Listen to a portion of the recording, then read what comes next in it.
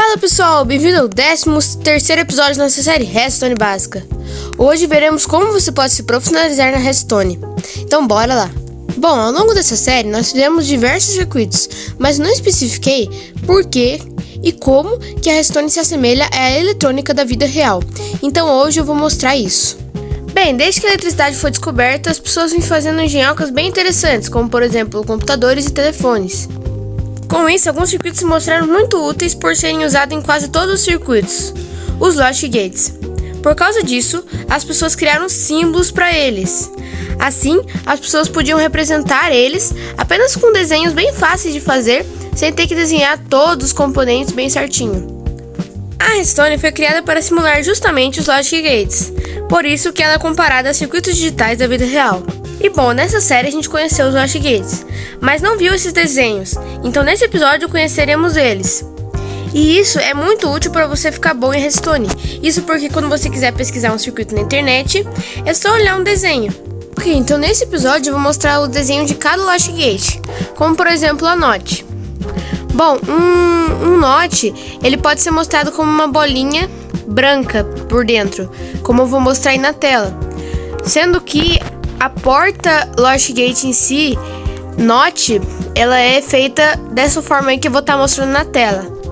Mas, quando tem a bolinha, significa que é um inversor, e eu já vou te mostrar como que isso pode ser útil. Outro Logic Gate é a porta OR. Como você pode ver, ele é uma porta OR normal, e eu vou deixar o desenho dele aqui na tela. Aqui a gente tem a porta lógica AND. Como você pode ver, ela não liga de jeito nenhum, a não ser que você aperte as duas alavancas. O desenho da porta AND e o desenho da porta OR é muito parecidos. Eu vou deixar o da AND aqui na tela, mas para você comparar, eu vou deixar também o da OR. Como você pode ver, a OR ela é meio curvadinha embaixo e a AND não, ela é reta, então você não pode confundir, você tem que tomar cuidado para isso.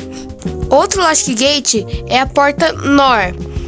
Esse aqui é uma porta NOR, né, que quando você clica em qualquer coisa, ela desliga, como você pode ver aqui. Mas eu quero falar uma coisa para vocês.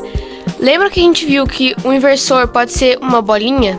Então, a porta NOR, ela é basicamente no desenho uma porta OR, mas com uma bolinha na ponta, que é o inversor. No caso aqui, você pode ver que é uma NOT que tem aqui, né? Então, eu vou deixar o desenho na tela, que é basicamente uma porta OR com uma bolinha. A porta lógica NAND também tem a mesma história, é basicamente uma AND, só que no desenho a gente vai colocar uma bolinha na ponta, que no caso é o inversor. Agora, para a porta XOR, eu quero que vocês prestem bastante atenção, porque a porta XOR, se você for parar para pensar, ela é basicamente uma OR só que modificada, porque é uma OR normal, né? Qualquer coisa que você aperte, ele vai dar 1. A única diferença é que se você apertar as duas, ele dá 0 aqui na saída. E a porta XOR, ela nos desenhos, a gente faz como uma porta OR, mas ela tem um risquinho embaixo. Eu vou colocar aí na tela o desenho para vocês verem. Vocês podem ver que ela tem um risquinho embaixo, mas é uma porta XOR. Outra porta lógica que eu vou mostrar é a XNOR, que é basicamente uma XOR, só que invertida a saída. E como você já deve ter imaginado, a XNOR é basicamente uma XOR, só que com uma bolinha na frente, que no caso é um inversor. Eu vou deixar a imagem dela na tela aí para vocês verem. Então galera, esses são todos os Logic Gates. E para você fazer um circuito, ou você ver um circuito, basicamente você vai conectar um desses Logic Gates em outro. Vou colocar um exemplo de circuito aí na tela, que é um LED 7 reset. Como você pode ver, são duas portas XOR, quer dizer, e é basicamente um desenho disso aqui, só que duas, né? Então elas vão se conectar e tudo mais. Mas você também pode ver que ela tem uma conexão aí no meio, né? Elas se cruzam as linhas. E como você pode saber que elas não vão se tocar? Porque nesse caso aqui do desenho, elas não se tocam essas linhas. Mas se você quisesse fazer um circuito que elas se tocam? Bom, neste caso você pode fazer uma bolinha preta no meio delas. Daí quer dizer que elas se tocam. Mas você com isso não tem como saber qual parte do circuito é o input e qual parte que é o output nesses diagramas. O input basicamente vai ser uma bolinha. Geralmente vai ser ou uma bolinha branca ou uma bolinha preta. Se for uma bolinha preta, é porque é o input normal. Mas se for uma bolinha branca, é porque é o input invertido. Então, ele é o input, a única diferença é que ele vai estar invertido.